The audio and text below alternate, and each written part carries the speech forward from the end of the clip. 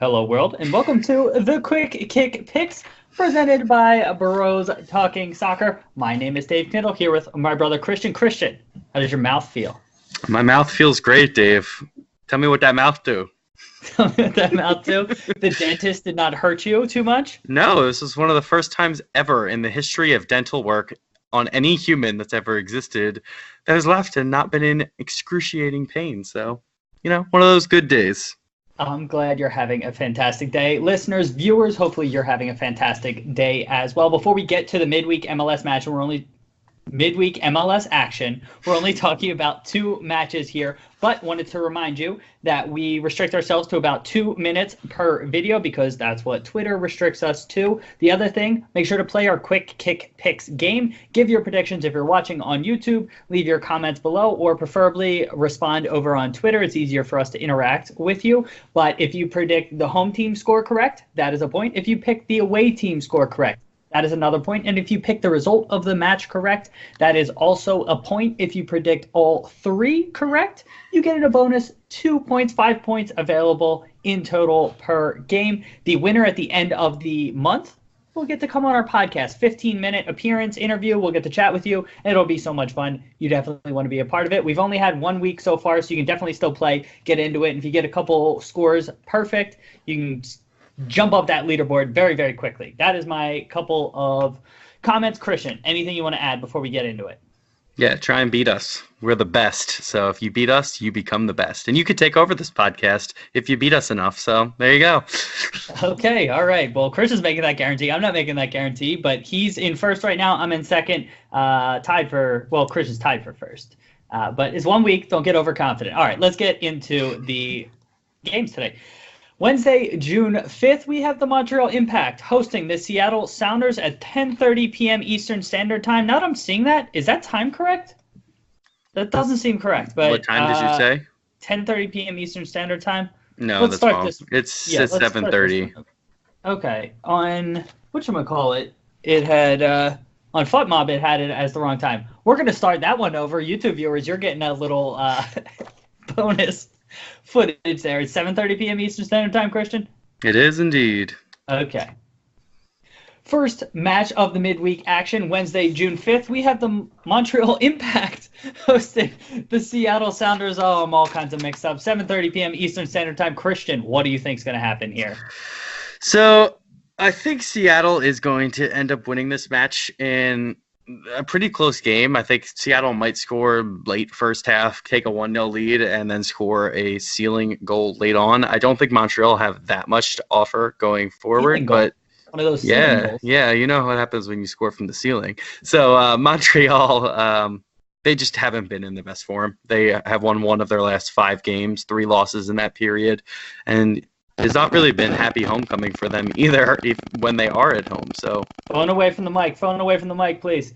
It's not been a happy homecoming. And in those matches, they're averaging 1 goal per game, and they're conceding 2 goals per game in those 5 matches. Christian, continue.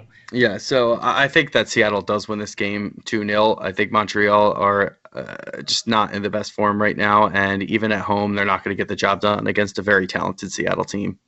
Yeah, and so both teams are going to be hit. All of MLS is going to be hit by international call-ups. I'm not even sure who's already with their national teams, who's going to be playing in this match. I know Ignacio Piatti will not be playing for Montreal. That is a huge loss for them, out another 8 to 12 weeks. And I don't know if Omar Brownie, who I think would be a natural replacement to come in and be dangerous, is going to be with them or not. So that's a big loss for them. On the Seattle front, they have had their own rough bit of form. They've lost 2 straight and only have 2 wins, a draw, and 2 losses in their last 5. They're not in the best run of form. They had 2 own goals against FC Dallas. Obviously not what you want to see, and they have their own injury issues as well. But I think they're overall a bit more talented and have a deeper bench than Montreal. But having said all of that, Seattle hasn't been great on the road. They picked up 6 points in 7 matches, and we've seen them heavily rotate their squad against Eastern Conference opponents before. I think this ultimately ends up 2-2. Montreal grinds it out.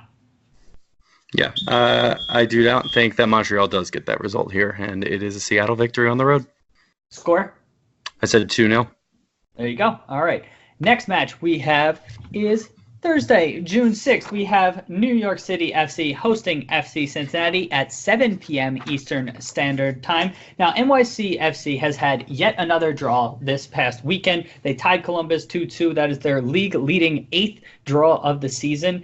I've really liked what Hebert has brought to them up front, and I think he's really unlocked their attack.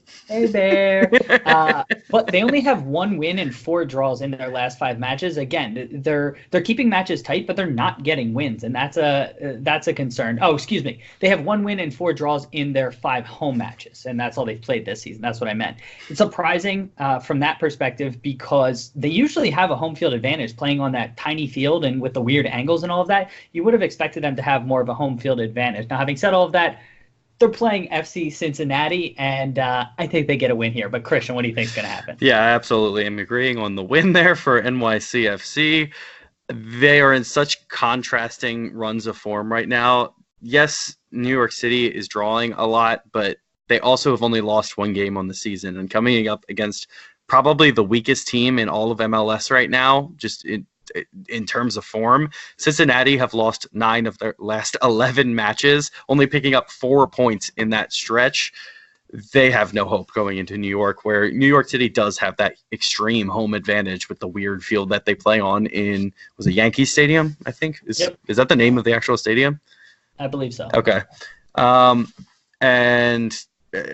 Contrastingly, New York City hasn't lost in at least 7 straight matches now. So they're in, I wouldn't say amazing form, but they are continually dragging results out, and against a team that can't really defend, you expect especially players like Hebert to get goals and create chances.